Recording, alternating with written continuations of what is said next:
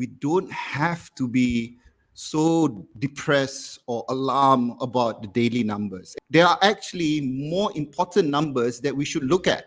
There are three parameters. There are three parameters or three types of numbers that we should look at rather than looking at the daily numbers. All right. Okay. So here's what I'm going to share.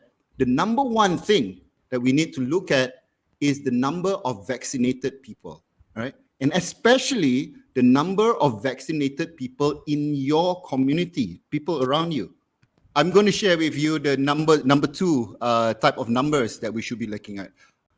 Breakthrough infections occur when someone who is already fully vaccinated for at least 14 days contracts the virus. And the stat from Malaysia is out of 20,000 breakthrough infections, people who already have the vaccine but get the virus, 99.3% of people who are already vaccinated are in category 1 to 3, while 97% were in category 1 and 2, which means you just have a little headache, a little body ache, and then you're fine.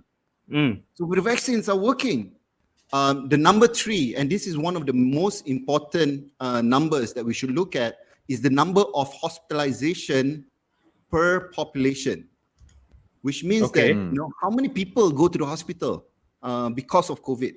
What has been determined by the government is that they want for us to be open our economy, it must be 3 cases per 100,000 for us to move from phase 2 to phase 3.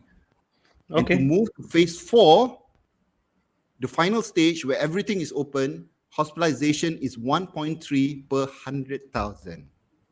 These are all I will just tell you right now, there's a lot of numbers for Friday night.